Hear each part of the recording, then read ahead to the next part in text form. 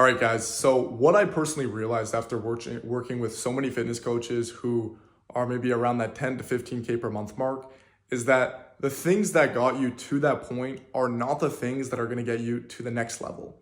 Okay. Even me personally, I was stuck at 10, 15, 20K per month for the longest time. And it wasn't until I utilized some of the strategies that I'm going to share with you in this video that allowed me to get to the next level. Okay. So, what I'm going to do for you in this video is if you're around that 20, 30, 40K per month mark and you're looking to get up to that seven figure, 6K per or 6 figure per month run rate, okay? I'm gonna show you how to effectively build out a sales team, craft your new offer so that you can easily scale, and how to actually gain leverage within what you're doing. Because when you get to, let's say 10, 15, 20K per month, you don't need actually a lot of leverage to get there. You kind of proverbially are throwing shit at a wall and enough times and doing a lot of volume, and then maybe 1, 2 years later you hit 10K per month, or maybe less time if maybe you're a little bit lucky. Okay, so what I'm going to share with you is how to actually gain leverage, some of the concepts that I used. This is going to be a long form video, so we're going to jump into it right now. When I was first starting out as an online coach, my initial goal was just to hit 10K per month. Okay. Initially, I was in school. I fucking hated my life. I was like, okay, I'm going to start an online business. I'm going to get to 10K a month. Okay. So what I did is I started as an online fitness coach, tried to get to 10K per month. Okay. And I was doing a system that was like a combination of cold outreach, ads, a bunch of fun stuff. And with that system, I was able to hit 17K per month. I pretty much went from like 0, I hit a 3K, the next month was like 5, then 7, and then I hit 17K. I kind of skipped like hitting my first 10K. I went right to 17. Okay. And at that point, when I reached that 17K per month mark, I kind of looked back. I was like, okay, I've been doing these certain things. I've been doing X, I've been doing Y, I've been doing Z. I've been doing all these different things. And my goal now is just to hit 50K a month. Okay. So I want to go from 17, I want to hit 50. That's my next goal. And what I did is I was like, okay, I was doing all these things. I was doing X, Y, and Z. I'm just going to do more of that. I'm going to do more volume. I'm just going to try to push more volume within the system that I'm currently doing. But the thing is, the system that I was working within was extremely low leverage. Okay. It was very low leverage, in fact. I was doing a lot of volume. I was working like 12 to 16 hours a day sometimes, like literally waking up, sitting down at my desk, working for like 16 hours, going to bed. Sometimes not even going to the gym. Okay. No social life, pretty bad. Okay. But it got me to 17K per month. So I was like, okay, I'm just going to work even more and maybe that will get me to 50K a month. Okay. And when I tried to do that, I experienced no results. I just kept being stuck. Like I was just stuck. It felt like nothing that I could do would actually get me to the next level. Okay. And then what I did is I had a chat with one of my mentors. So I had a chat with him, new guy that I hired. I was like, okay, man, I want to hit 50K per month and potentially higher. What can I do to hit that? Okay. Me and him, we restructured a bunch of different things. And pretty much what we realized is the system that I was working within was extremely low leverage. Okay. So what I'm going to do in this video is I'm going to show you the process that I use with my clients to hit 80K per month, to pretty much go from that 10 to 15. I'm going to say even 10 to 30K per month mark, because if you're below 30K per month, you're probably working within a leveraged system or an unleveraged system where you're thinking, oh, I just have to do more volume. Oh, I have to post more. Oh, I have to get more content out. Oh, I have to just keep doing more and more and more. When in fact, more only works if the system you're working within is actually leveraged. Okay. And 9 times out of 10, 9.9 times out of 10, actually, if you're a fitness coach, you're most likely working within very commoditized offers. You're working within a commoditized market. Your system is shit. Your acquisition system is not working to the actual leverage extent that it needs to be to hit that 7-figure run rate. Okay. So I have a few clients who are at that 6 figures per month mark. About 60% of my clients are fitness coaches and fitness businesses who are looking to scale upwards from 10 to 15K per month to that 7-figure run rate. Okay. About 60%. The other 40 is a combination of people who are starting from scratch, as well as a combination of other consulting businesses and stuff like that. Okay. And pretty much what I do is this process right here, which I'm going to obviously walk you through in this video, which is a combination of how to get leverage with your market, your offer, so many different things that you need to have in order to be leveraged. Because I'm going to repeat this again. If you are going to do more volume, you have to make sure that the system you're working within is leveraged. Okay? Cool.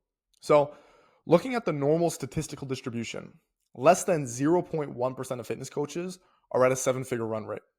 Lots of people who reach out to me are starting out, and I have several videos where I assist here. Here's how to build a foundation. Here's how to start from scratch. This video, if you're watching this, is not going to be for those people. This video is for people who are looking to go from 10 to 30K per month and scale past that, okay, to that 7-figure run rate, okay?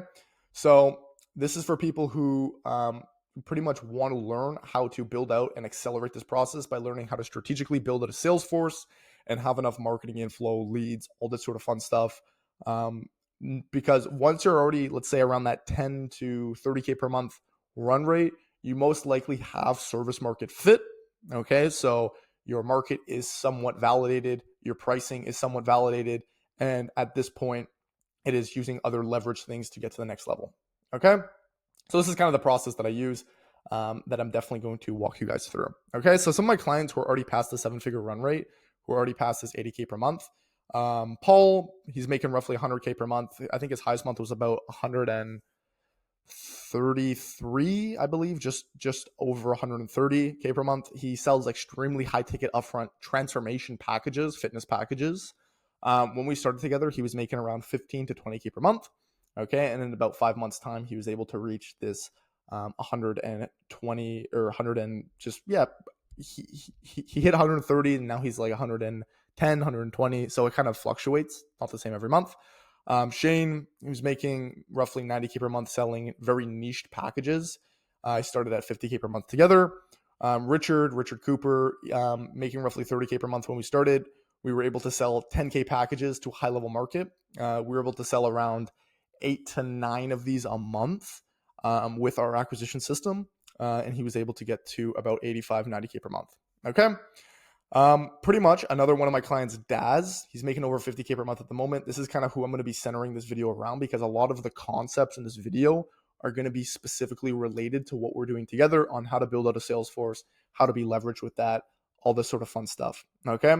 I'm going to be referring back to him in this video several different times because right now I'm in the process of scaling his marketing and sales as we've started working together just about a month and a bit ago. So a lot of these concepts are going to be related to that.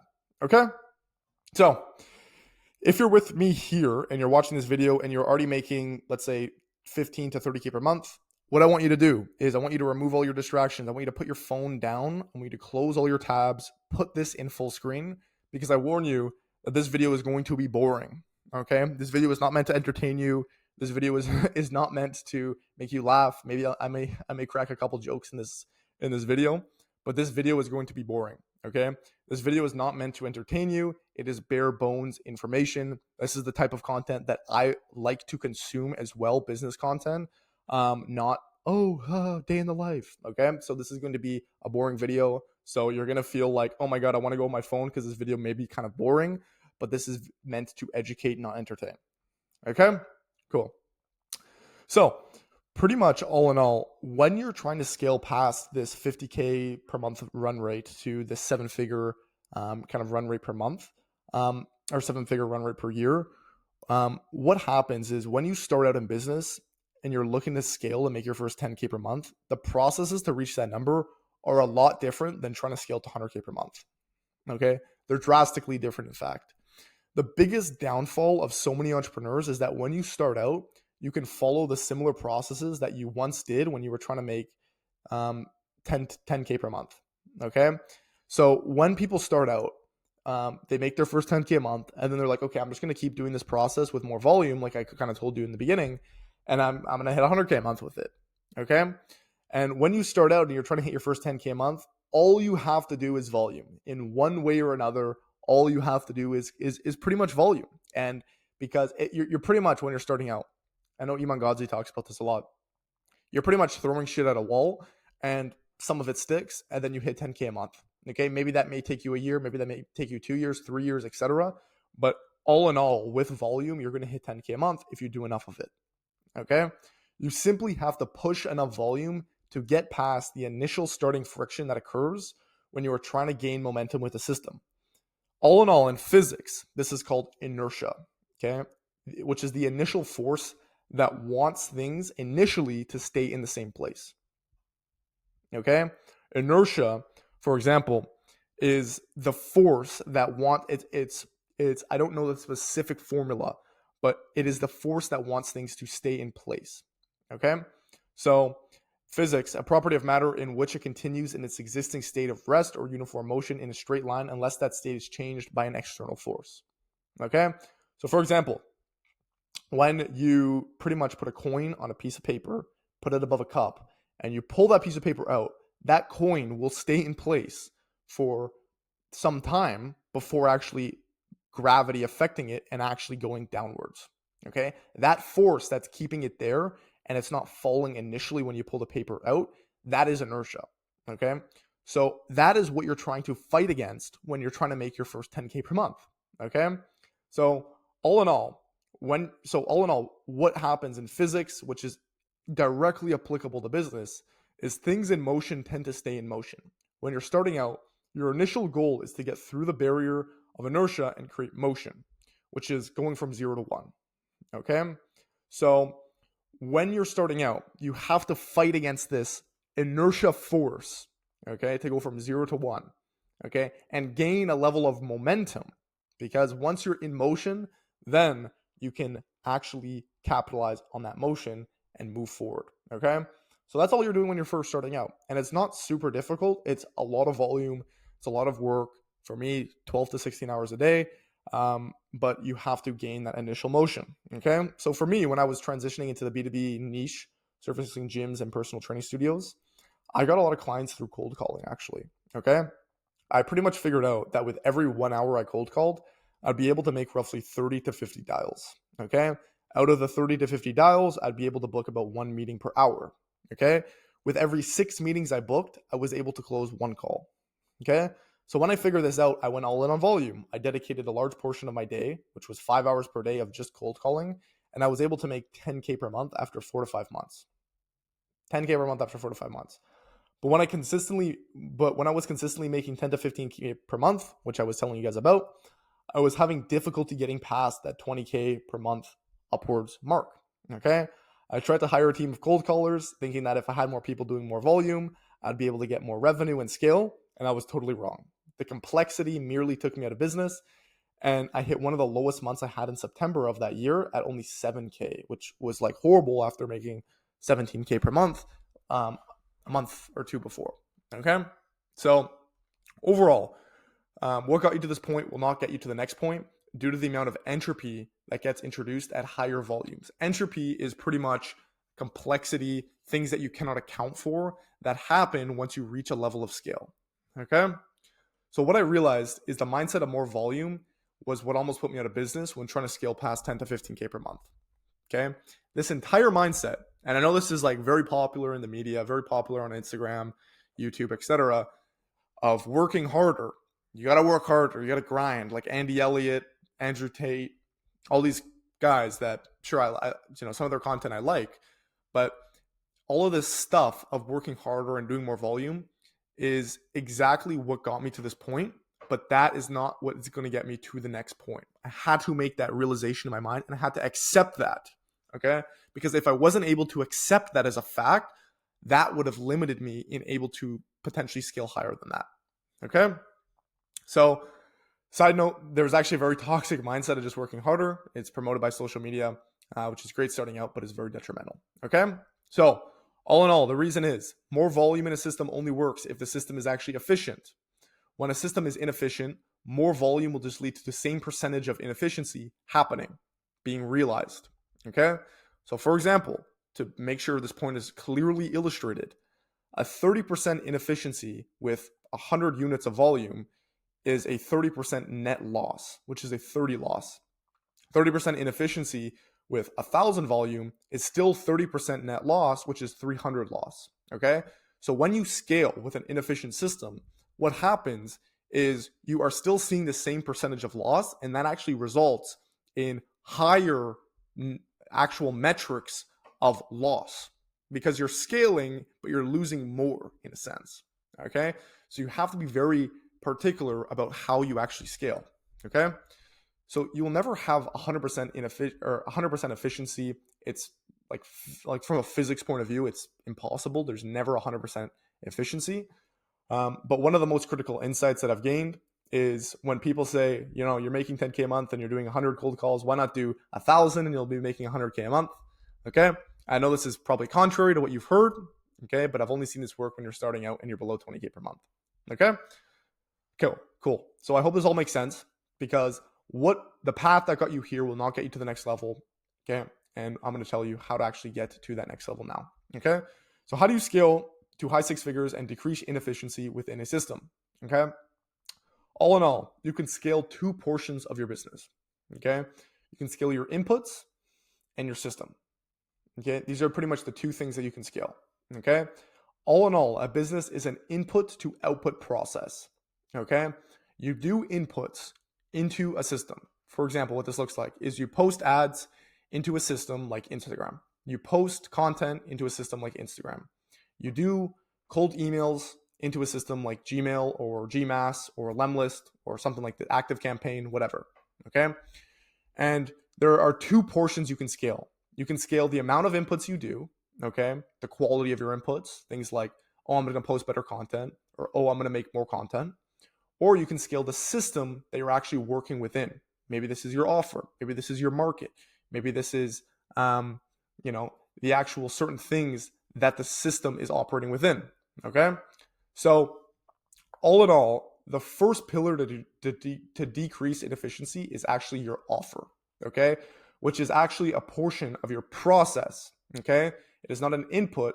It is what you are inputting these things into. Because if you're making content, for example, okay, and you're making content around fitness, losing weight, gaining muscle, etc., that is an input. Okay. And for example, your offer, for example, is what you are inputting the system into, because that is your business as a whole. Your offer and your market is your business.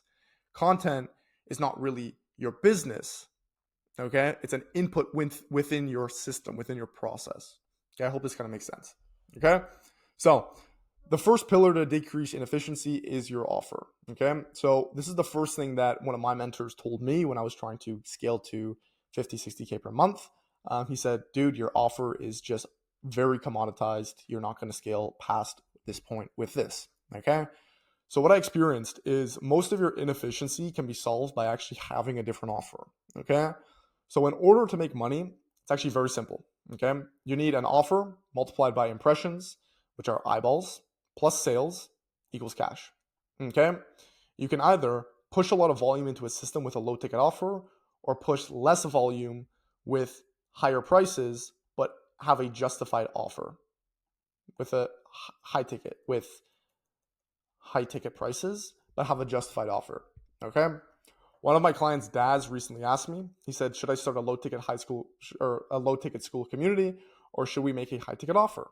Okay. Mind you, Daz is already making 50K per month, has over 500K combined on all the socials. Okay. So what we did together is we restructured his offer and charged a premium. Before, he was selling $100 per month program, which included, meal plan, workout plan, supplements, whatever. These were all app generated and non-custom.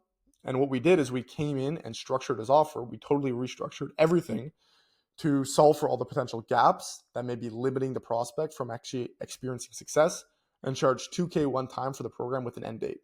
Okay. So after pretty much launching the system, less than a week ago, we've already gotten 12K extra in upfront cash with more than 10 bookings per day and roughly 1 close per day. Okay. What I mean is when you're actually solving for an offer, okay, you can, like I said, charge low ticket offer, like, hey, $100 a month. Okay. But you're going to have to push a lot of volume. Okay. And for that, for the same amount of volume, but with a better system, AKA a better offer process, okay, you can make a lot more money. But the caveat is you have to justify that value you're giving. You can't just say, hey, my offer is 2K, my offer is 6K. I have some clients who are charging 7K, 8K. Okay. You can't charge that amount without justifying the value. Okay. So what we did is, as you can see here, we pretty much mapped out every single failure scenario that client potentially would be having. Okay. So what that looks like is, let's say people in fitness, a lot of the times want to go eat out. Okay. That's a big problem that could be stopping people from getting success. Okay. So we map out a failure scenario and a few failure scenarios. That's just one, for example. People like to eat out, and because they eat out, maybe they overeat. Okay. What mechanism can we put in the offer that limits that percentage of failure scenario happening? Okay. So if they want to eat out, okay, cool. Can we craft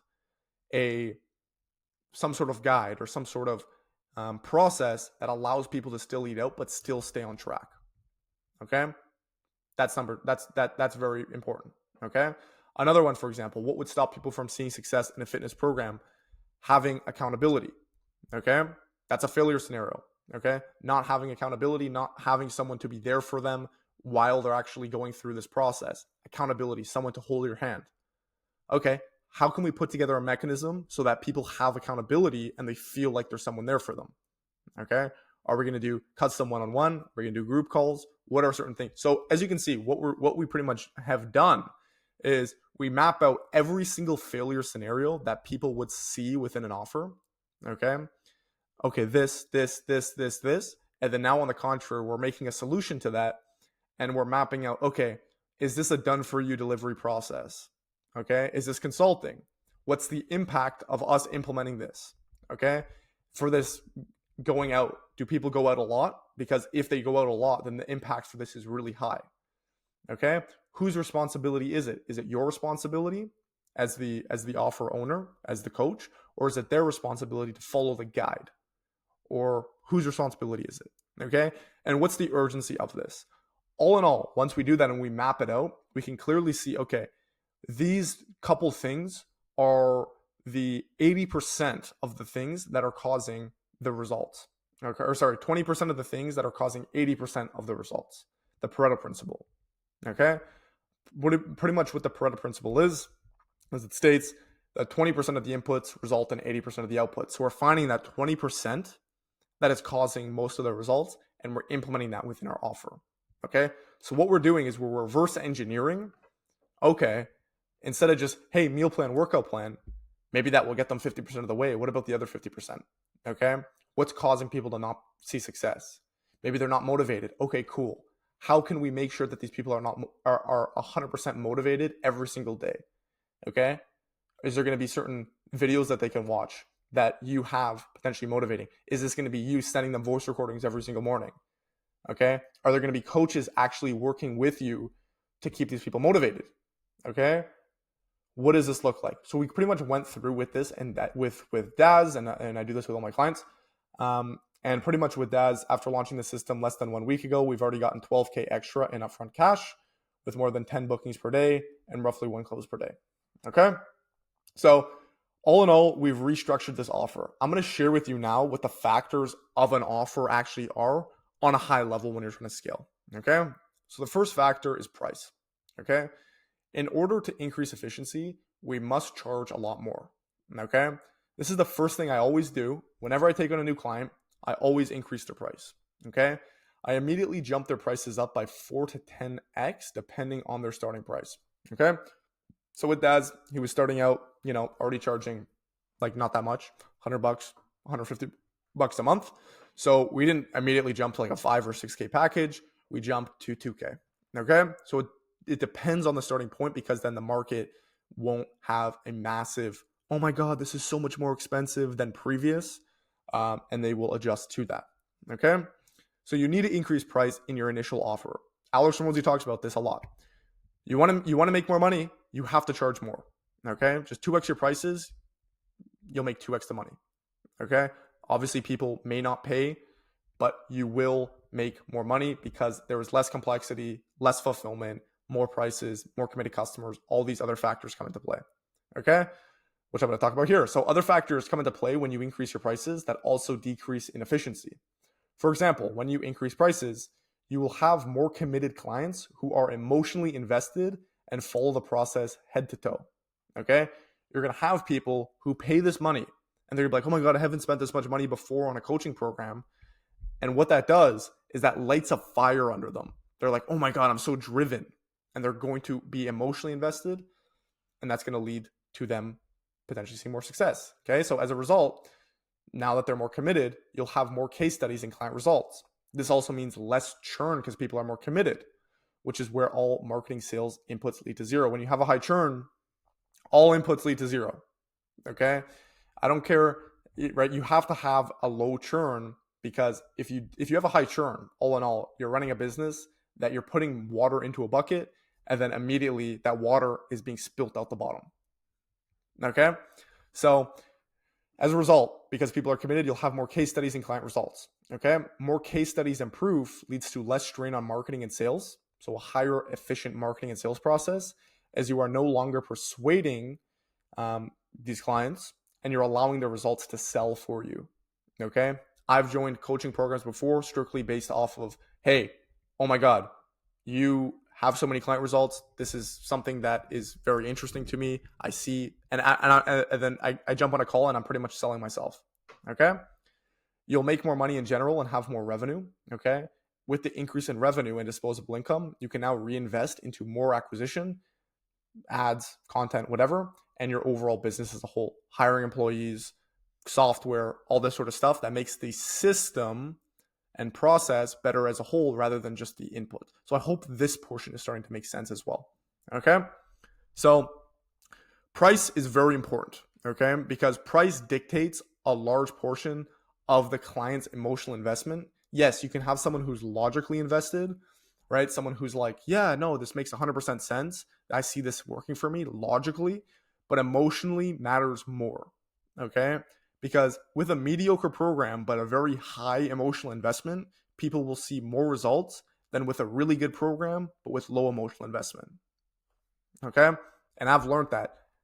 I've learned that firsthand by selling low and high ticket. Okay. You're probably thinking that if you increase prices, it will scare off a large percentage of people. Okay. Oh my God. I'm going to charge 5K. No one's going to pay 5K for a fitness program or a health program. Okay. You're not wrong. It will scare off some people. Okay. But you actually have to show the value you give. Okay. The value that you're asking for. Hey, I want 5K from you. You have to exceed the value in the actual program that you're giving. Okay. This brings us to step 2. Okay. Price value discrepancy. So usually things in society are sold for what they're worth. Okay. As one of my mentors, Richard, states, I asked him, I was at a conference with him. I said, hey, Richard Cooper, what's the whole thing about relative value, absolute value? Like, can you sell something that's worth more than what the actual value is? All this sort of stuff. And he told me, he said, things are valued as they are valued. Okay. Things go what they are worth. Okay. You buy a pack of cigarettes and there's no way in hell you're spending 100 for a pack that you normally spend $20 on. Okay. You go to the convenience store. Hey, Mr. Convenience store owner, I want a cigarette pack.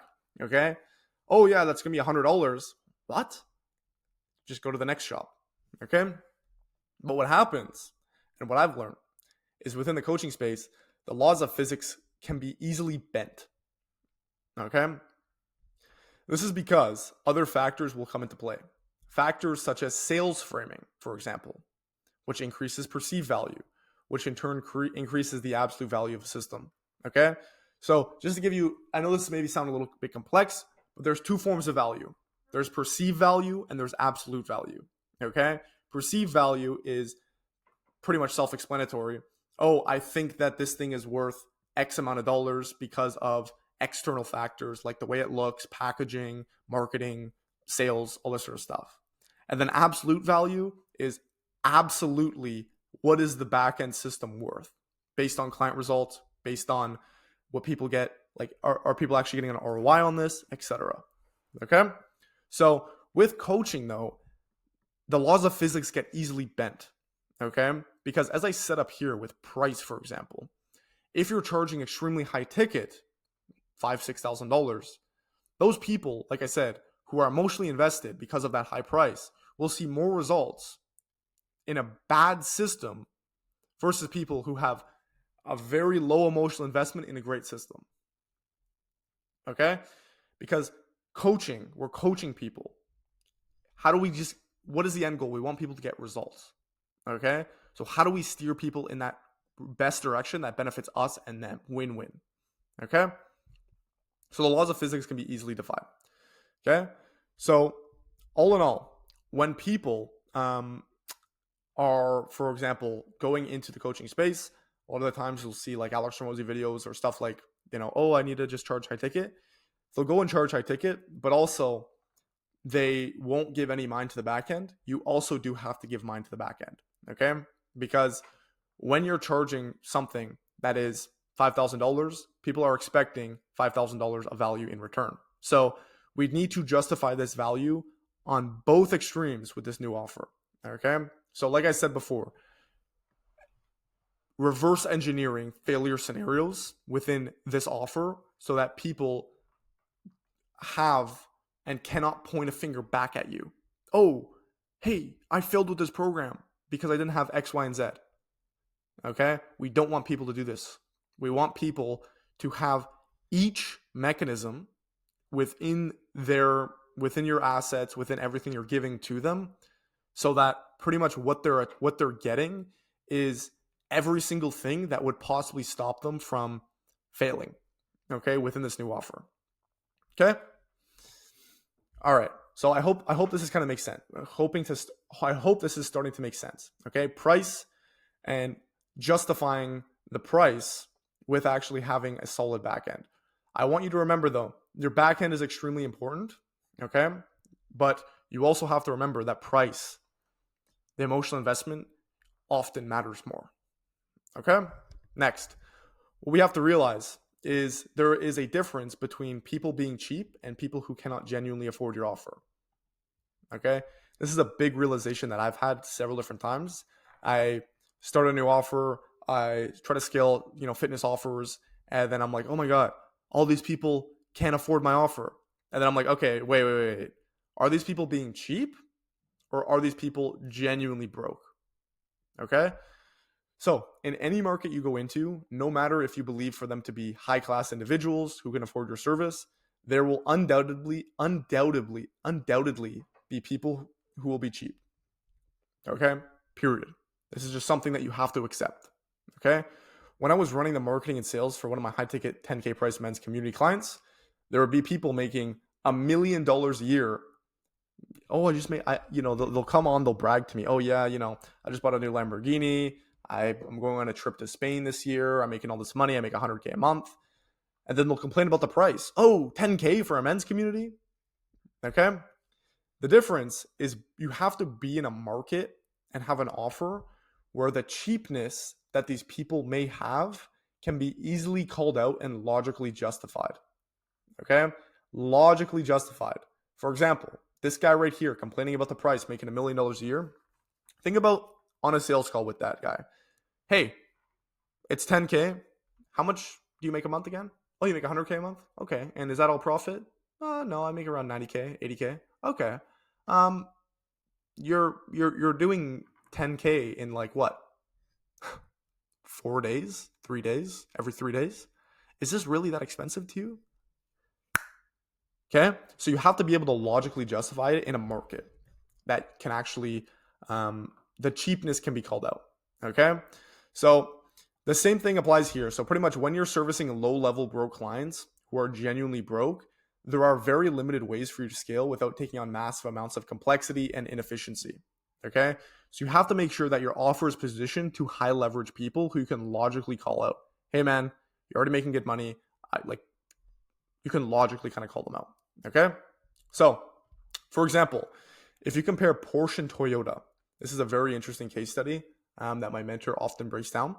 If you compare Porsche and Toyota, Toyota has much higher production rates. They have much higher employee numbers, much more manufacturing facilities, and overall complexity compared to Porsche. Okay, Toyota. Okay, Maybe Toyota makes more revenue than Porsche, but the amount of complexity needed to produce such high volumes is not worth it, especially translated to the coaching niche. Okay, so if we look at this, for example, Porsche production per year, okay, 274,000 units, okay, which sounds like a lot. And then Toyota, 10 million vehicles per year, okay? In order to produce 10 million per year, okay, at a cheaper price, they have to have much more complex systems. They have to have much more manufacturing facilities, much more factories, much more HR people, for example, much more everything. Okay.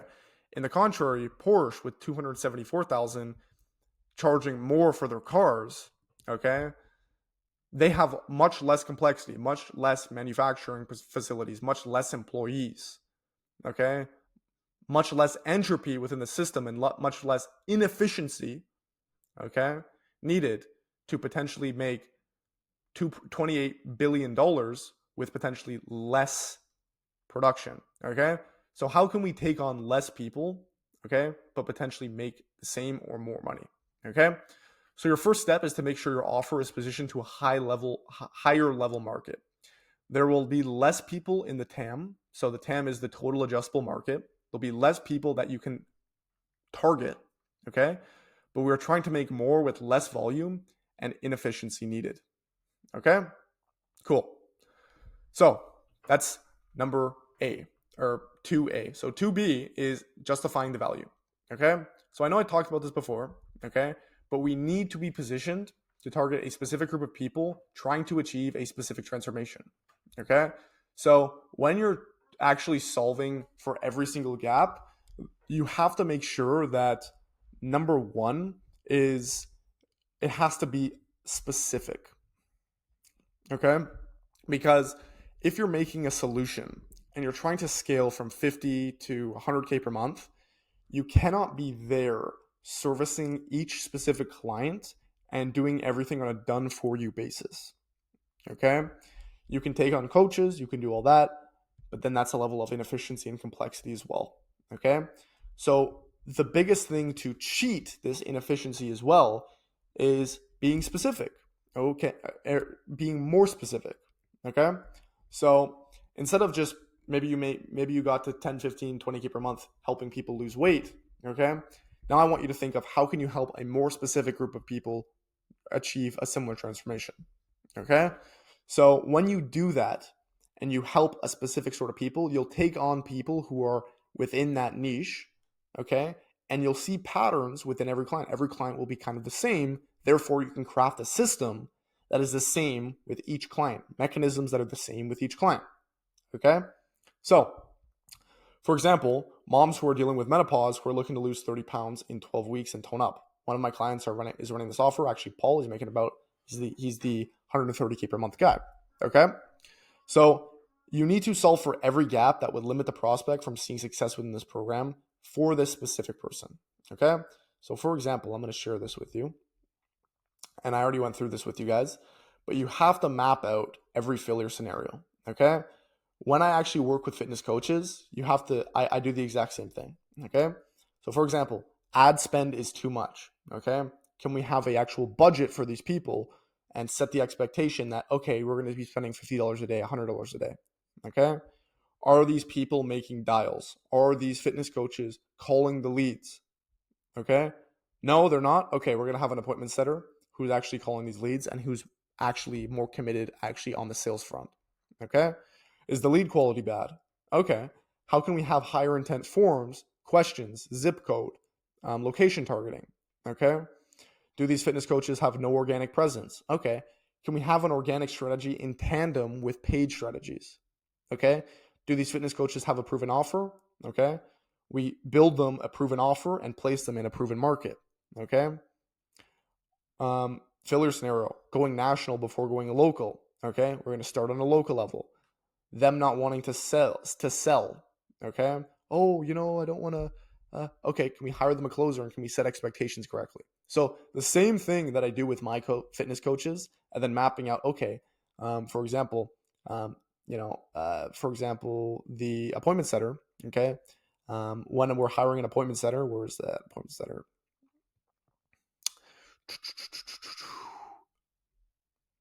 No dials being made, having an appointment setter. Okay, I'm gonna find them an appointment setter and put that in for them. Okay, what is the impact of that? Extremely high. What is the responsibility? It's in-house, it's given through our data, through our appointment setting, pretty much hiring pipeline. Okay, what's the urgency for that? Probably medium to high, because we need leads, we need closes. Okay, what's the delivery complexity? It's quite high because we have to qualify these leads. We have to make sure that these appointment setters are actually good. Okay. So the same thing that I do with this, with mapping out the offer, is all stemming from the failure scenario of a fitness coach. Okay. Every failure scenario that pretty much I do with my fitness coaches, the same thing happens with you being a fitness coach and you having your own clients. Okay. So clients cannot follow the process because they are undisciplined. This is just another example I'm giving you. Okay. They're undisciplined. Okay. What can we make for them to actually be more disciplined? Okay. Are there certain things in terms of accountability? Are there things in terms of motivation? Maybe a motivation daily with voice recordings. Okay. Maybe videos. Okay. And what is this complex? What is this delivery process? Okay. It's more of a consulting style. Okay. What's the impact of people being disciplined? It's very high. Okay. So as you can see from doing this process, you can map out, okay, this is extremely important, for example. This is not super duper important. Okay. Maybe we should go with 1, 2, and 3, finding the most important ones so that we can actually build our offer around that. Okay. So if we actually look, I'm going to pull up Alex Hormozi's pretty much gym launch offer. He did the exact same thing when he was launching Gym Launch. Okay. So what he did is he pretty much realized that most people within the space are pretty much, so pretty much Alex Hormozi was helping gym owners, and he was, most of the agencies that were helping gym owners were just like running ads for them. And he was like, okay, why would I just run ads for people like here, right here? So they were just local lead gen agencies. He's like, okay, most people are just running ads for them. Why would I do that? Why don't I give them the entire solution of having a good offer, having good lead gen, appointments, sales, and helping them with fulfillment, having everything that I help them with, and making sure that there's no gaps within the offer.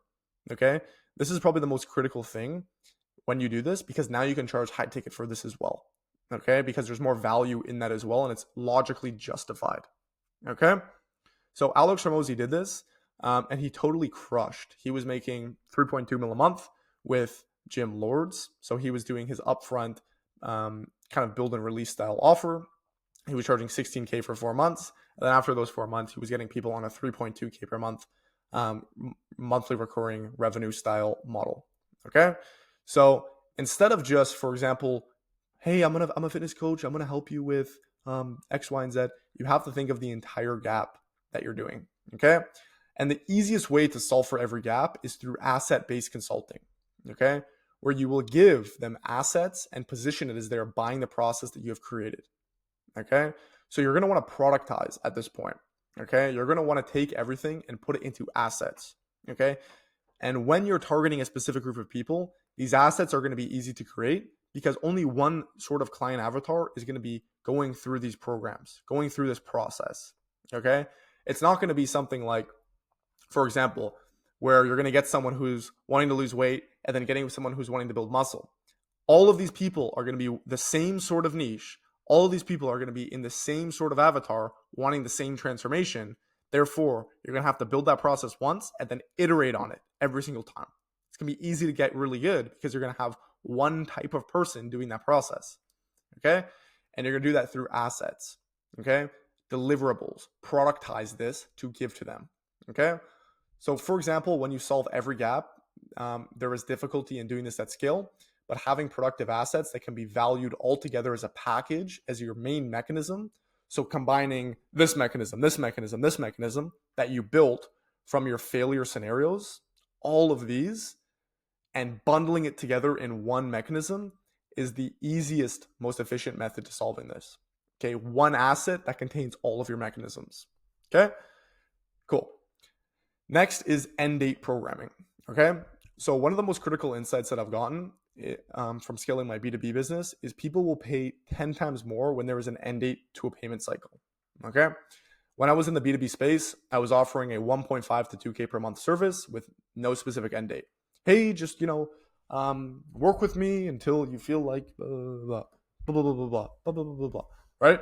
And what would happen is about 80% of my clients after working with me for 2 months would churn. Okay. Was it because my service was bad?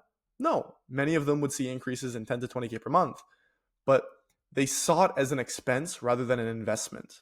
Okay. They were in the back of their mind, they were thinking, oh, I'm just going to have to be paying this 2.5. Oh, I have to.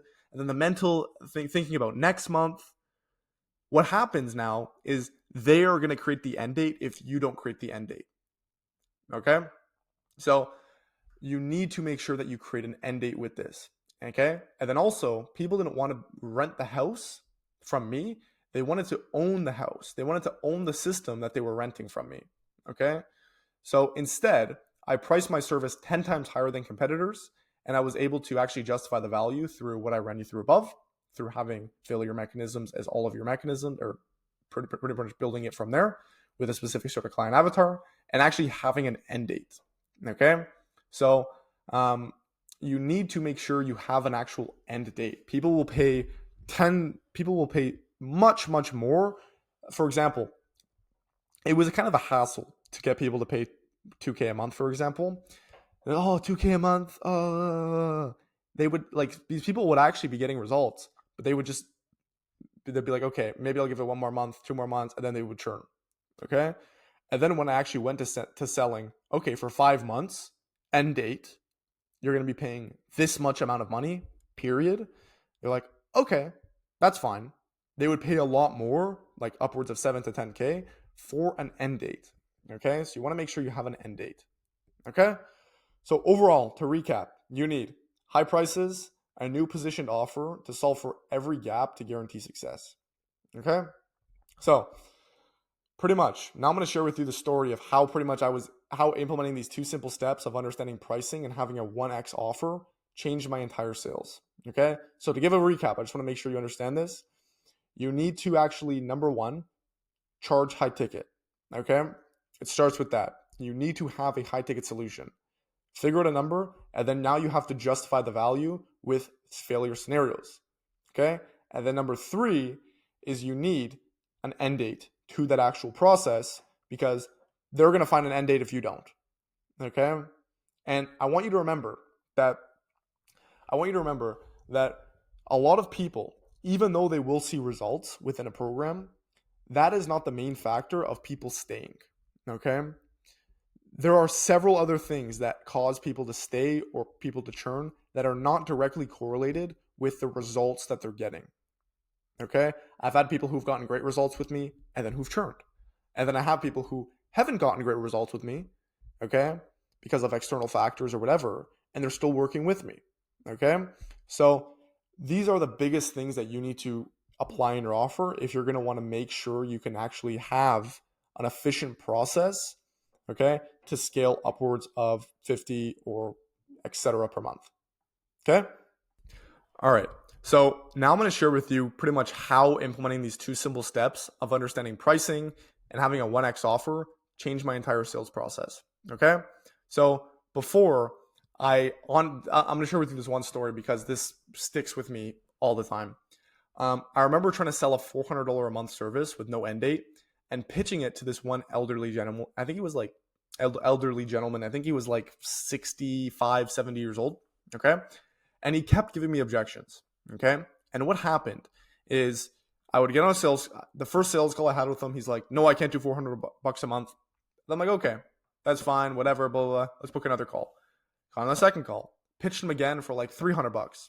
got him on a third call, pitched him again for like 250. Okay. And then I don't know what was going on in my mind, but on my fourth call, I lowered my price to $200 a month. And I was clueless about offers and I was just struggling to make money. This was before I even had any clients. Okay. And then after, easily able to make 50K per month because lower input needed. I had to have a much lower input needed because I'm going to jump up here because my process was leveraged. My offer and my market that I was inputting into was leveraged. So I was able to do less volume to achieve more success. Okay. I was able to have committed clients that I can actually get results with. Okay. I was able to have less inefficiency overall. Okay. You can take the Toyota approach. I'm not saying you can't. You can take the Toyota approach. You can go push a bunch of volume, make it super complex, have a ton of entropy. You can 100% do that. That's totally fine. That's totally viable. Okay. But do you want to do that? Okay. Because I don't. I don't want to have a massive team. I don't want to have, so many uncalculatable complexities that are constantly going on over here, okay? Or things that I constantly have to do, okay? You want to make sure that you're the leanest as possible with a less complexity, okay? So that you can scale. Sam Ovens talks about this a lot as well, okay? He was doing like $2 million a month with consulting.com, and he's like, his profit margins were like 500K a month. And he's like, what am I doing all this? Like, he was spending money on ads. He's like, what am I doing all this money? Like, these low margins, lots of team, lots of ads. What am I doing all this for? Okay.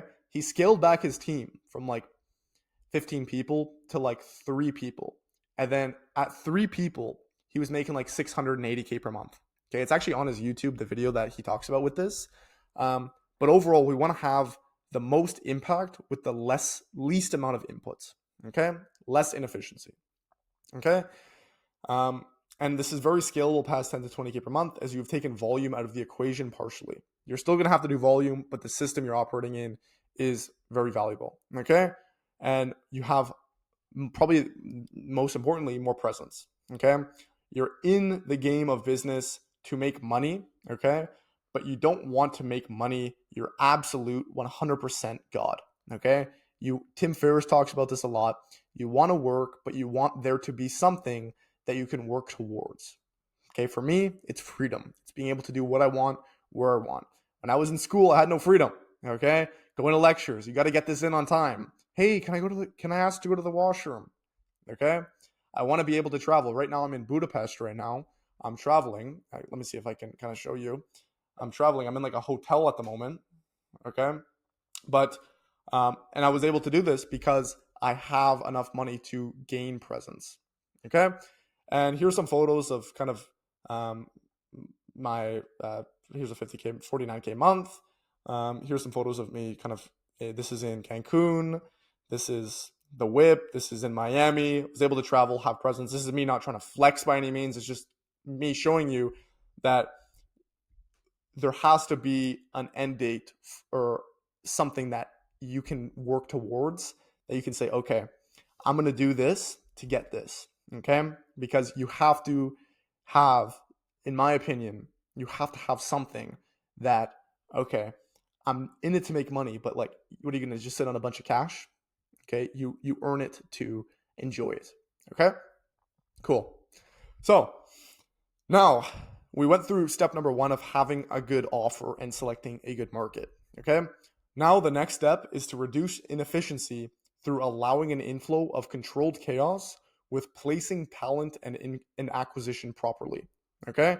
Now we have a good process. Now we're going to talk about the inputs to that process. Like I said above, there's 2 things we can do. We can make the process better, or we can make the inputs better. We went through process. Now we're going to go through inputs. Okay. So having an offer is a large portion of scaling past 50K per month, as this is most of the time the issue for those at scale. But the next step is to look at acquisition and sales. Okay. Right now in the market on Instagram, I go on Instagram. Right now, there's a lot of talk about the many different ways of how to get clients. Okay. People usually rave about one or the other because it checks out from a marketing perspective. Okay. People will say, oh, you need this one acquisition system to scale to this much money. You need this one thing to scale to this much money. Okay. The reason they say that is because from a marketing perspective, you can't say, oh, you need these 5 things. No, it's not going to resonate. You need one thing. Okay. So the thing is, like I said before, in order to go from 0 to 10K per month, you don't need leverage. You simply just need to do volume. Okay. In order to go past that, you need a leveraged offer and an acquisition system. Okay. So we've crossed off the box for offer. Now we're going to delve into acquisition. We're going to dive into the world of acquisition. Okay. In order for us to actually understand how we can gain leverage to scale faster and further, we need to actually understand what leverage is. Okay. Leverage is found when an input in a system is smaller or much smaller than the output generated. Okay. So for example, if I make a lever, this is the same thing in physics. If I make a lever and I only apply 3 pounds of force, but 30 pounds of force is reciprocated on the other end, you have 10x leverage within that system you're operating within. Okay. As Archimedes says, give me a lever long enough and I can lift the world. Okay. Same thing applies. Okay. We are trying to find a lever long enough through acquisition so we can get to 100K per month. Okay. So as a whole, there's roughly 4 ways to get clients online right now. Okay. 4 ways. Okay. Organic posting. We can do warm messaging, cold messaging, or ads. Okay. These are the 4 ways you can pretty much get clients online right now. There's no other ways. Every way pretty much falls into this. Okay. So what pretty much should we do? What's kind of the, Ashton, tell me the best one. Okay. So if you're making money, you most likely have one of these systems maybe semi-established. Okay. My goal for this is to convert you to the most leveraged method of reaching clients. Okay. A lot of you guys have pretty much, little spelling mistake, pushed so much volume into an unleveraged system and have gone quite far. Okay. But at scale, like I said, different laws apply. You don't want to be a Toyota, you want to be the Porsche. Okay. In order to do that, we must learn what makes actually a system leveraged. Okay. So all in all, what makes an acquisition system leveraged? Because there's a few different things that we need to make sure, okay, this is good, but this is not good because of X, Y, and Z inefficiency. This is good, but blah, blah, blah, blah. This is good, but blah, blah, blah, blah. We have to pretty much map out the pros and cons. Okay. So all in all, what makes an acquisition system leveraged? Okay. Number 1, quick iteration cycles. This is by far probably the most important thing. Okay. When we test something, we want to make sure, okay, how quickly can we realize that this thing is viable or is this thing shit? How quickly can we realize that? Okay. Because the worst thing we can do is spend 6 months doing something and then on the 7th month realize, fuck, this is horrible. Okay. Number 1, quick iteration cycles. Number 2, easy to make massive inputs, get a ton of guaranteed eyeballs. Okay. Eyeballs and impressions on data that you don't have to collect. Okay. So how can we find a system that we can easily make massive inputs on? Okay. For example, how can we get guaranteed 10,000 eyeballs per day? Okay. Number 3 is how can we have a trackable output? Okay. Can we collect data from the system we're actually working within? Okay. If we're sending a bunch of cold DMs, okay, can we find it? See how it becomes a little bit difficult to track the outputs from that? Okay. Yes, you can say, okay, sending 100 messages per day, we get this many reply rate. Okay. But do we actually know each and every one of the stats every single day? And is there a bottleneck in actually tracking that? Does it take a lot of time to find the actual output and track that? Okay. And then last, can we get in front of the right audience or are there random people viewing? Okay. Because a large part of marketing, about 80% of marketing, David Ogilvy talks about this, is simply getting your message in front of the right person. Okay. I would rather have 100 views, 50 views on a YouTube video that people are talking about, that I'm specifically targeting, specifically fitness coaches or specifically health companies. Okay. 50 views rather than 2,000 views where maybe there's a really little, there's barely any fitness coaches or health companies that are viewing it. Okay. This is actually why I talk so much about educational content rather than entertainment content, but that's something for another day. Okay. So overall, we need quick iteration cycles. We need to have an acquisition system that is easy to make massive inputs on. Okay. We need to have a trackable output from that acquisition system. And we need to get in front of the right audience. Okay. And not have random people viewing. Okay. It's hard for me to say with 100% certainty, but 99% of the time, when you have scaled to 30 to 50K per month, you are ready to go all in on ads. Okay.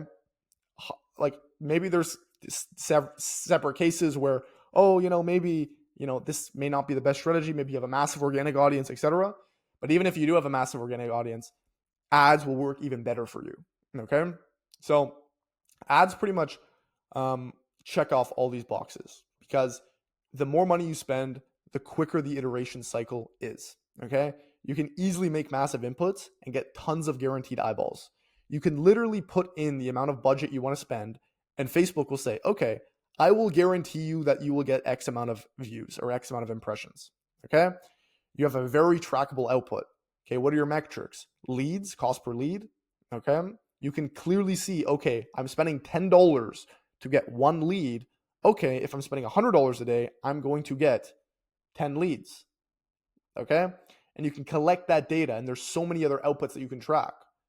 Okay. Click-through rate for one of them. Okay. So many other things that in the backend ads manager that you can track with ads that you cannot, or maybe there's a strain to actually collect that data yourself. Like with cold DMs or organic, you can't really track this in the same level of ads. Okay. And last but not least, with ads, you can get and guarantee, hey, Facebook, I want to be like, the AI is so good right now that you put your message out there and the AI will directly target those right people, because Facebook makes all their money through ad revenue. Okay. Facebook, let's look this up. Facebook revenue. Okay. And in 2023, $134 billion just on people spending ads. $134 billion on just ads. Okay. So if they have this many people spending money on ads, and I think Facebook's meta user count, I think it's like a couple billion people, 3.5 billion people that they're collecting data from. If you're scrolling on Instagram, they're collecting data. And then you have this much money from ads, $130 billion from ads. Facebook knows who to target based on their AI, based on all of this data that they own. Okay. Which makes it very appealing to us when we're trying to promote our service, our coaching, etc. Okay.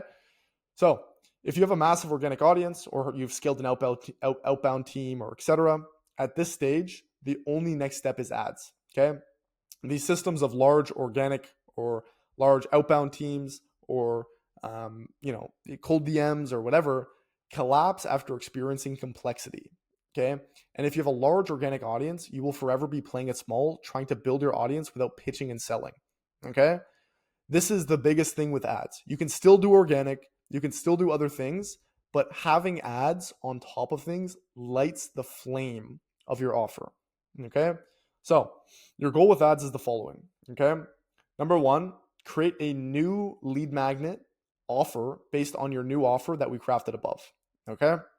So with this new offer that you're charging more money for, you cannot just go out and you can't just go and run an ad and say, hey, buy my offer. No one's going to buy it. Okay. Because there's no people want to dip their foot in the water first. Okay. So we have to make something that people can get a taste and opt into, so that we can collect their data, which is very important. Okay. Around this new offer. So it's not the core offer, which is the high ticket offer. It is something below that that people can come into, that we can collect their data around, and then appointment set them, call them, and get them into the next offer. Okay. So we have to create a lead magnet offer based on your new lead magnet style offer based on your new offer that we crafted above. I usually do this through Skool, because Skool is so effective at having so much value packed into something for free that you can easily funnel people with ads through. Okay. Number two, we're going to run ads with this new lead magnet style offer. Okay. We're going to own the client's data, put them into your database and email list. Number four, we're going to educate this client. Okay. So we don't want people who are just coming in and they're coming through lead magnet. We want these people to be educated. So then once we get on a call with them, we can easily close them, okay? Because they're educated, okay? So something to dip their foot into, okay? We run the ads with that. We get a bunch of eyeballs around that. We own their data, and then we're giving them education content so that they know what we're doing, how we do it, etc.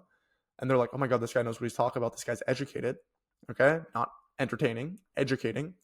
And we're going to get these clients on a call. And then at scale, there's going to be a closer that obviously takes that call, okay? At scale, okay? Your goal with ads is very simple, okay? You must own the client's data. So all in all, this process right here, you must own the client's data and then educate that data, okay? You must do that. And you have to collect this data, okay? So like I said here, you have to pretty much have so like for example, with organic content, when someone views your video, there's no way for you to take that view and retarget. Yes, you can do that through maybe the organic algorithm will help you, but you can't now go and send them an email or give them a phone call. Okay? You can't. Okay? But with ads, when you have an opt-in, you're clearly collecting their data, okay, on this free lead magnet, and then you're educating this data. Okay? So, for example, I'm going to make for you a really good case of why you need to do this. Okay. So, for example, if you compare these two companies, which are Lemlist, which is an email company, and Facebook, Meta, the reason why Lemlist is worth a few $100 million and Facebook is worth $1 trillion is because companies are valued at the rate they own data and the amount of data they own. Okay. So, Lemlist, pretty much, you have to collect their data that you want to put in. You have to find the list of people you want to email, and then you got to put it in Lemlist, and then you got to send the email. Okay? With Facebook, they own the data already. So you just go to them with the same thing, with the same message you want to put in front of people, and you say, hey, Facebook, you have the data already. You have the platform. Go and find those people. Okay? That is why Facebook is worth so much more. Okay? So for example, when you go on Facebook, they automatically force you to make an account. This is them actively seeking your data so they can sell it to advertisers. Okay? You need to follow the same religious strategy, religiously moving forward. You need to own more data and be able to access this data compared to not owning this data. This is the biggest downfall with organic, cold DMs, all this sort of stuff. You don't own their name, phone number, and email. Okay? The biggest guys in the space who are doing well over 6 figures monthly have thousands, hundreds of thousands, potentially millions of contacts of data within their database or CRM. Okay? Because, for example, when you're posting on Instagram and building your audience, this is not your audience. Instagram can easily ban you and take your followers away from you. When you are sending cold DMs, you are messaging over direct message. You are messaging over Messenger on Facebook. Okay? And you're not owning their actual data and information. Number 3, when you are just running ads to get views, this is and likes, this is not real data you own. So we have to push people to a opt-in, something to gather their data, which is this free lead magnet style thing, which I usually do through Skool. Okay, I have several other videos on that. Okay, we're gonna own this data. Okay, we're gonna put them in our database. Okay, then we're going to send them educational content, assets, sales assets to get them educated, appointment set them, get them on a call, and then at scale, we're going to have an appointment setter and a closer. Okay? So you need to run ads to get people's information and actively own their email, name, and phone number. Russell Brunson says that for every email you have within an email list, it is every $1 you make. I know this is kind of like, it's not 100% $1, but he calculated it to be roughly around $1. Okay? And what he means by this is just the volume of data you own. Okay? So overall, you get eyeballs. You turn eyeballs into real data. Okay? You educate that attention. Okay? And then you convert that attention. Okay? Overall, that's what we're doing. Okay? With this new offer. And lastly, just to wrap up with ads are much more effective as you don't have to find and source your audience. Like I said, Facebook will do it for you. Okay? So for example, in order to make money, like I said, you need an offer and targeted eyeballs and cash. Okay.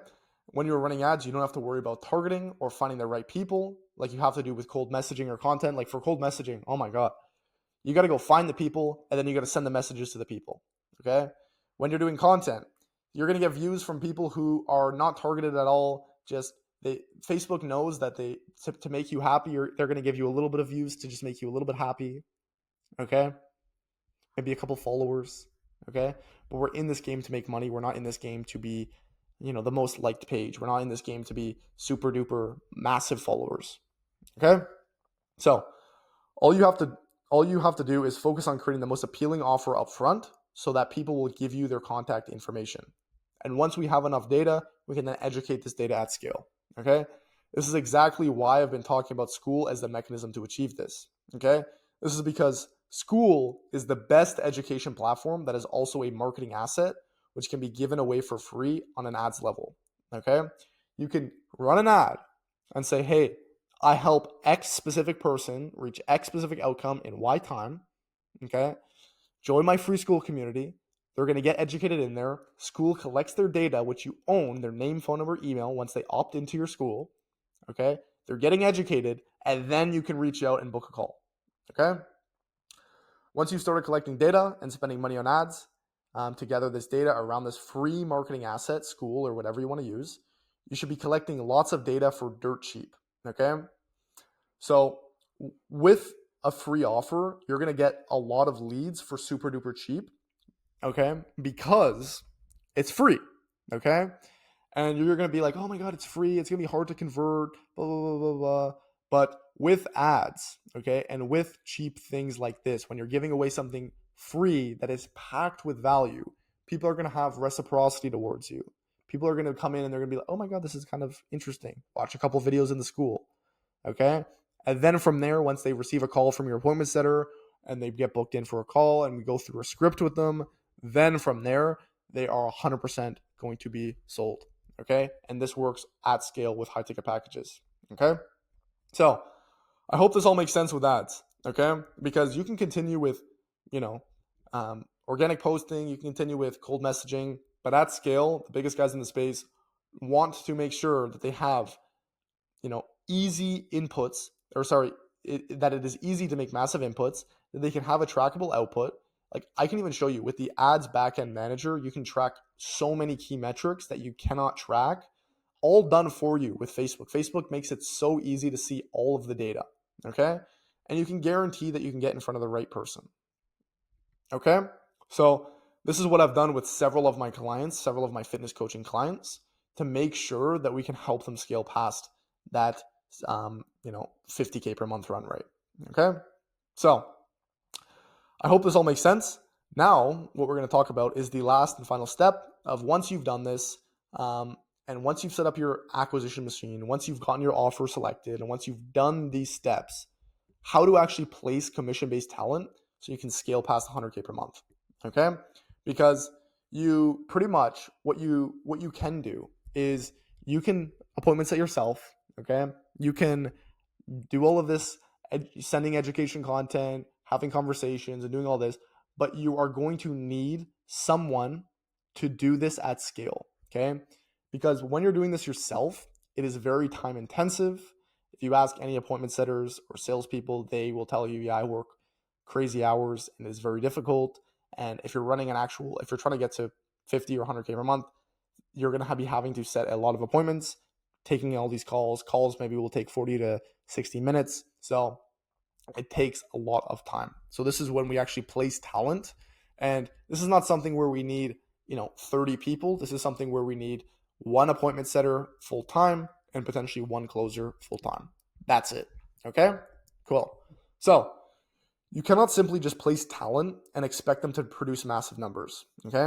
Once you are at 30 to 50K per month, you're at a state where you can strategically place this standard operating procedure, which I'm going to run you through with your new offer. Okay. The main problem that arises within this is, number one, commission-based salespeople have the highest churn out of any other employment industry by massive margins. Okay. This number is much larger in the online space than in in-person sales.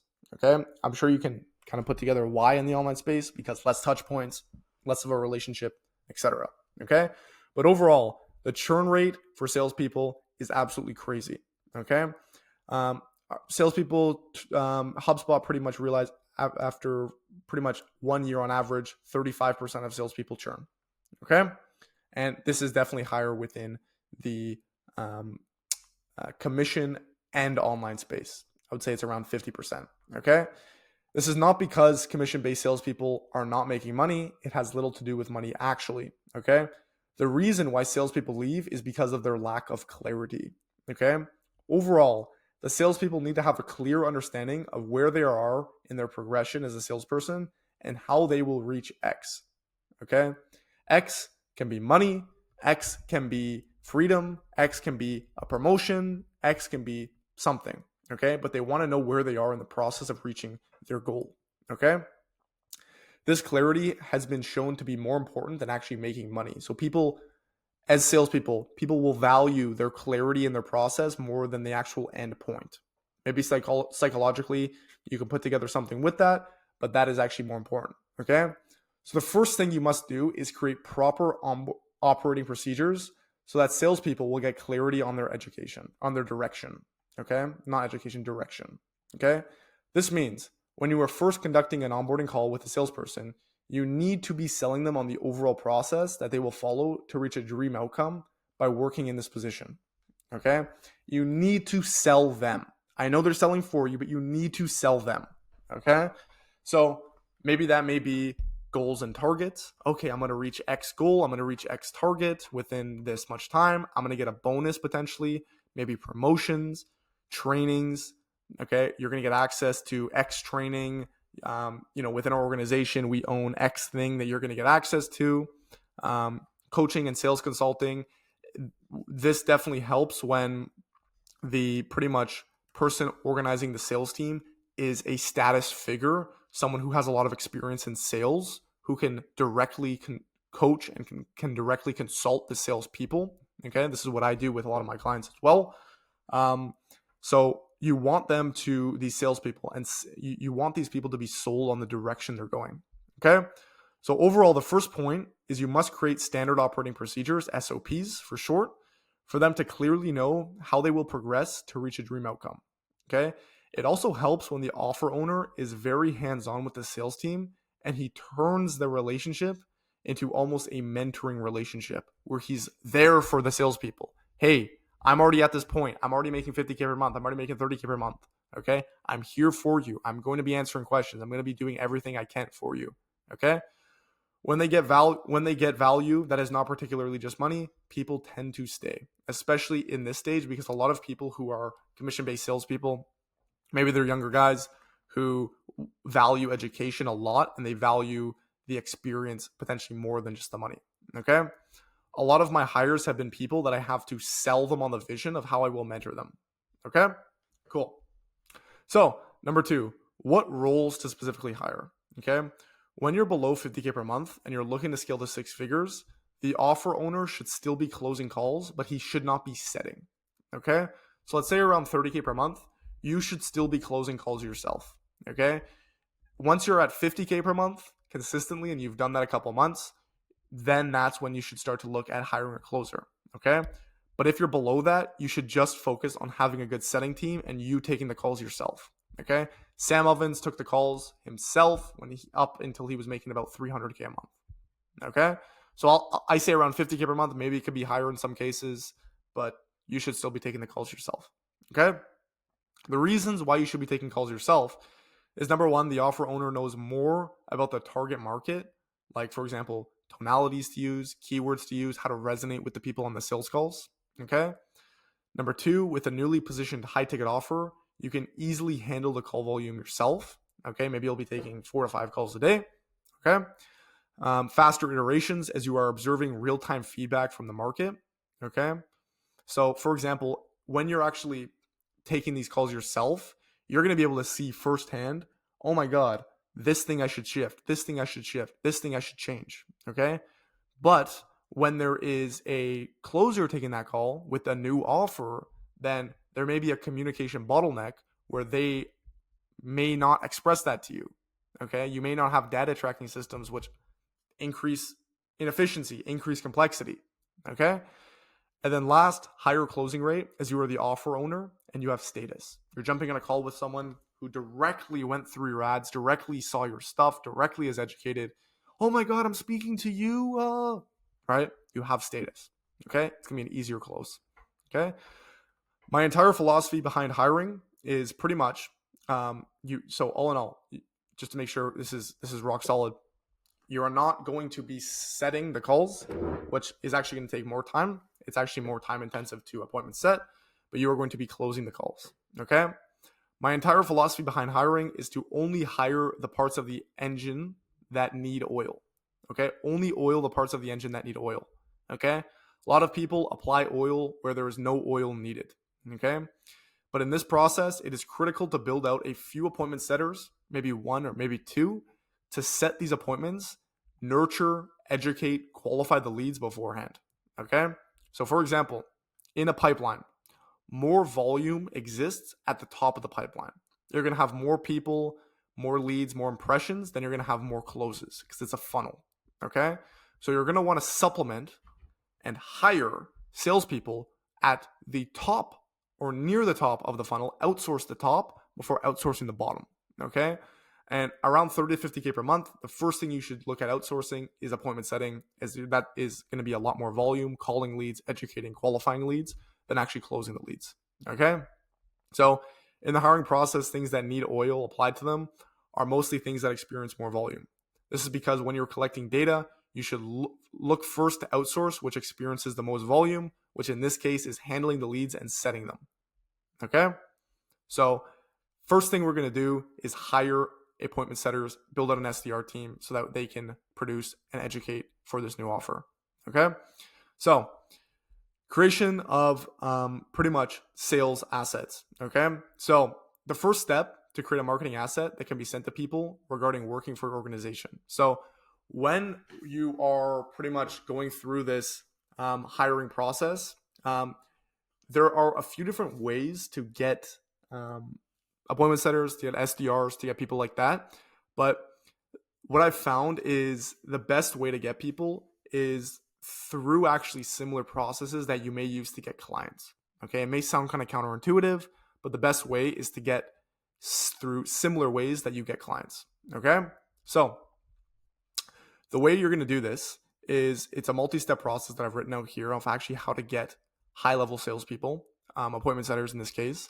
But the first thing you're going to want to do is create a sales asset. Okay, so you want to create a marketing asset that can be sent to people regarding working for your organization. Okay, this is going to be a 5 to 10 minute presentation that sells people on the benefits of working for you, what the role will look like, what the pay will look like, what the day-to-day will look like, etc. Okay, your goal in this presentation is to make it as simple as possible and to explain the vision of your offer and where you expect this to be scaled to.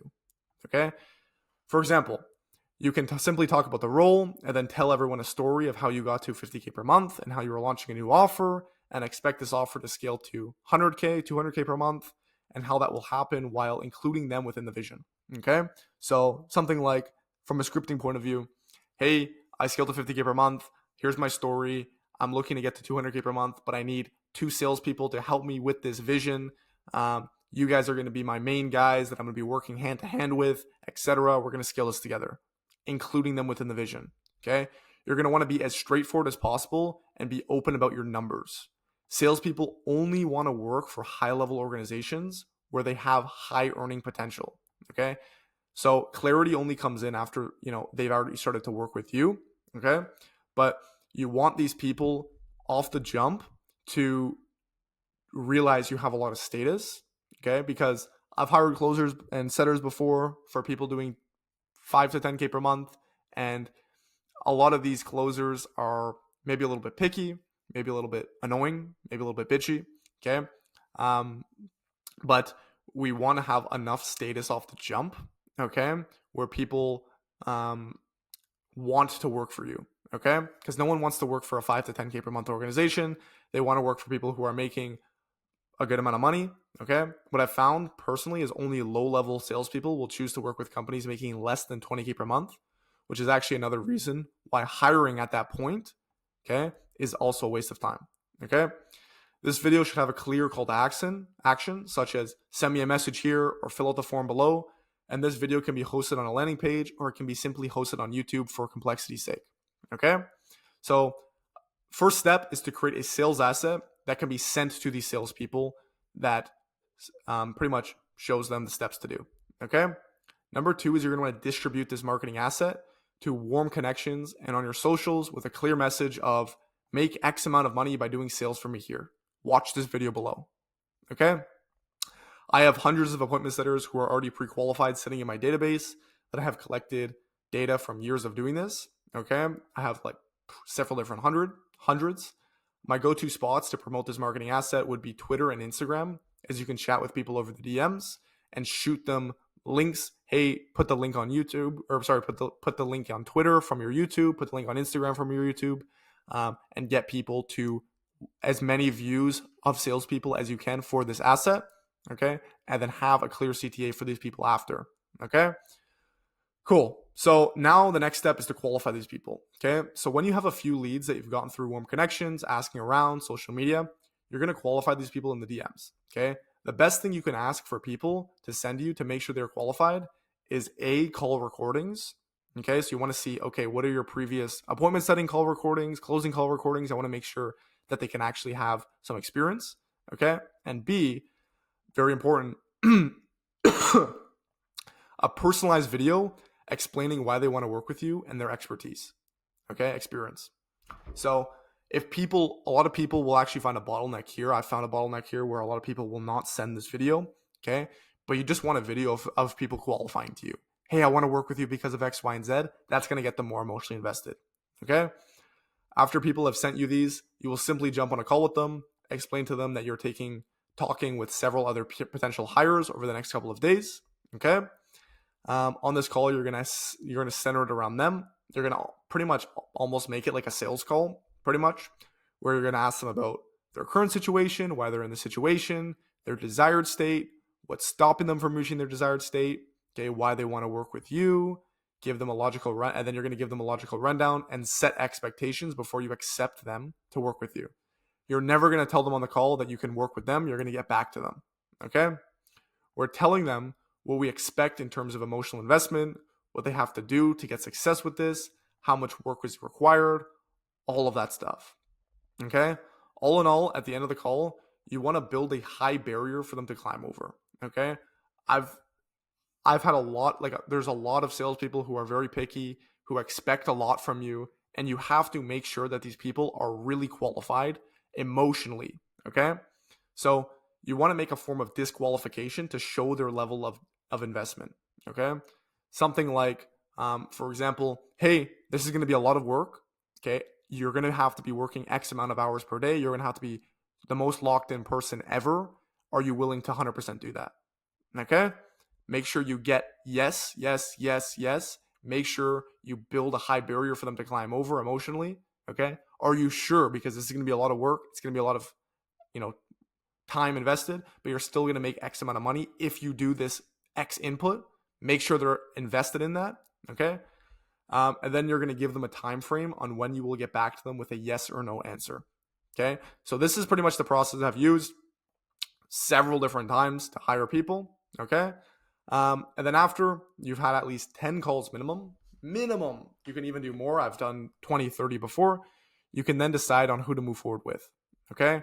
I always suggest that you hire at least 2 people in the same role to start, because without any comparison between the output of the salesperson, then there will be confusion of who is actually performing well. Okay. So you want 2 people to pretty much compare results to, and you can potentially cut someone a month or 2 months in.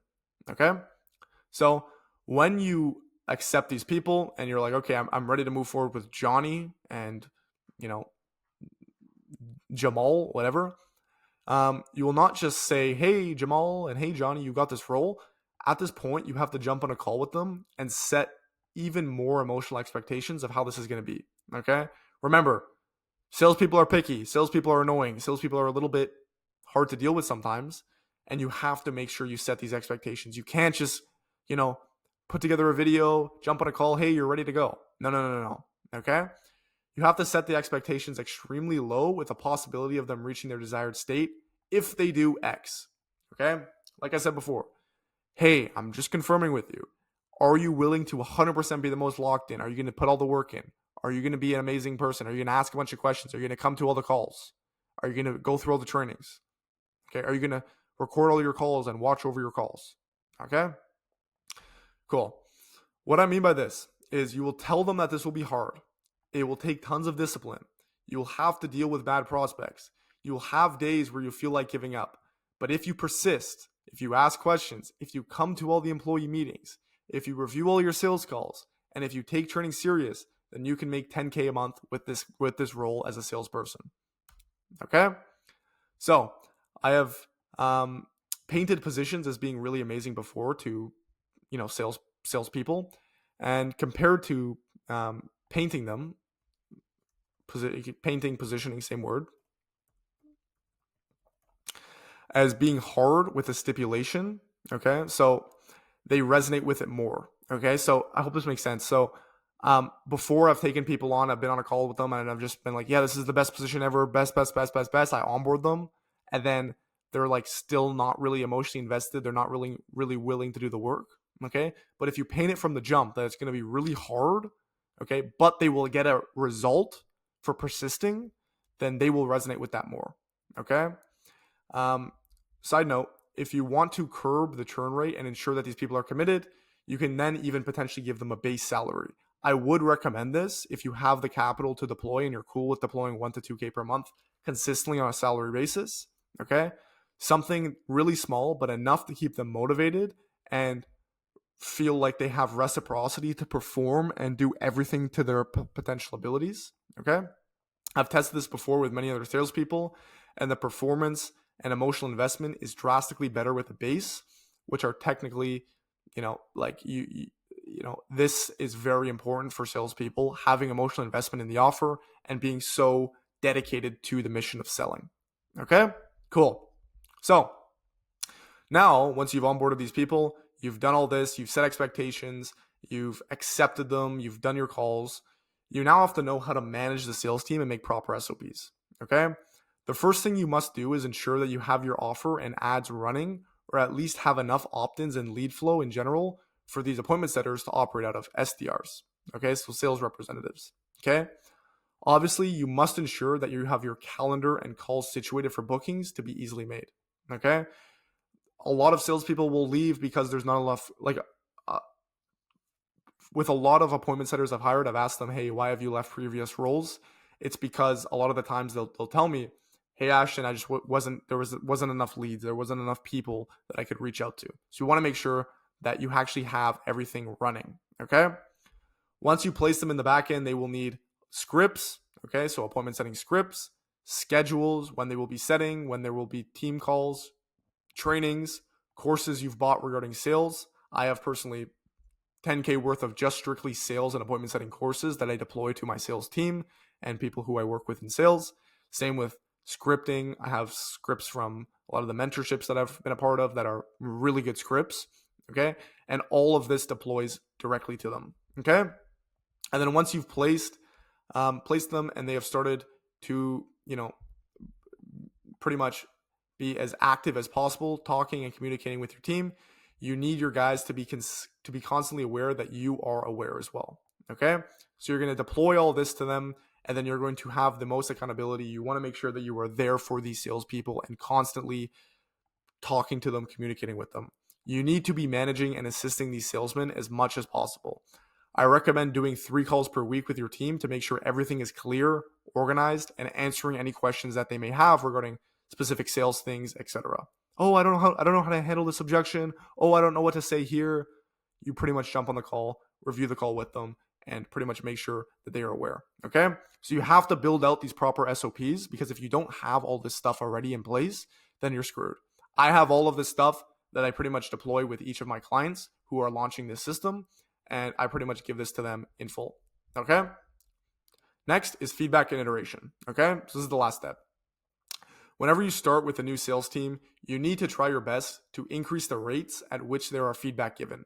Okay. you have to communicate with your team that there will always be iterations and that this is not a 1x, at bat sort of scenario. You're not hitting a ball once and it has to be a home run.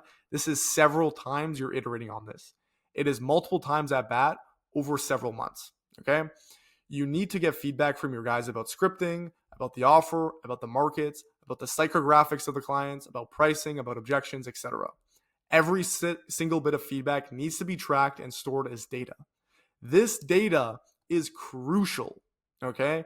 And in many cases is actually more important than simply making money alone, as this can lead to different angles and different opportunities that could potentially make you more money in the future, okay?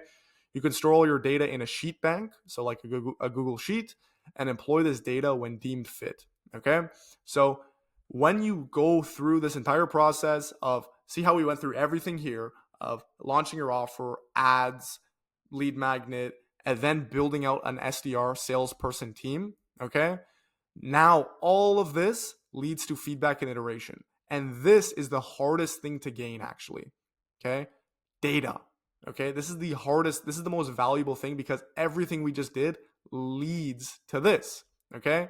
And if you have enough of this, then you can make small little shifts, and some small little tweaks in your system could be costing you hundreds of thousands of dollars a month, tens of thousands of dollars a month.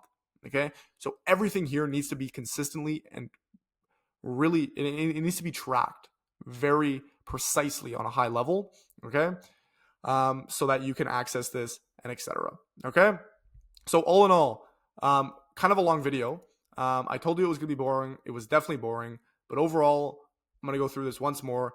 Number one, you have to make sure that you actually have a good offer, because you can push a system and do what you're doing right now, but that's most likely not going to get you to the next level. You need a new offer that is uncommoditized and is leveraged. Okay. This new offer has to be high price. Okay. This new offer has to solve for every single gap within the prospect's brain so that you can guarantee success in a sense. And you need to put that in the form of an asset. Okay. There has to be an end date to that. Okay. Next, you need to run ads. Okay. You need to look into ads and you need to start questioning ads. Okay. I'm not saying to just jump in right away, but you should look into potentially starting as soon as possible. Okay. You are wasting time by maybe I should do, okay. Put together a budget in your brain. Okay. I'm going to spend $50 a day. I'm going to spend $100 a day and start doing that, because the more money you spend, the more data you're going to collect, and the more tweaks you're going to make, the more iterations and small things you can do to get to the next level. Okay. So start with ads, and with ads, if you're spending $50 a day and you're getting, let's say, one sale a week, you can now scale that up to $100 a day and get the same output. Okay. So double the output for double the spend. Okay. 2 sales a week with $100 a day. $200 a day is now getting you 4 sales a week. Okay. So it is a clear, discernible ROI. It's like you're putting $1 into a vending machine and getting $2 out. Okay. I'm going to put $100 into the vending machine. Okay. And get X amount of money back out. Okay. You're going to run ads. You're going to collect the data from this free, not core offer, from a new marketing asset, school potentially. Okay. You're going to own this data. You're going to educate this client. Okay. This appointment setter is going to reach out to each of these data and all of these leads that you collect and educate, qualify, nurture these leads into your calendar. Okay. And then you are going to take these calls and close these calls. Okay. I gave you the full SOP of how to actually hire these appointment setters, the process that I use with that. Tons of value in here. I hope you can implement some of this to see some success. If you're someone and you're watching this and you're like, okay, I'm already making 20, 30K per month. I don't want to put together all these SOPs. I value my time. I learned a lot today, but this takes and looks like a lot of work to potentially go through and make all these SOPs, put together all the trainings, actually manage the sales teams and have accountability. What I do with a lot of my high-level fitness coaches is I manage the full team for them.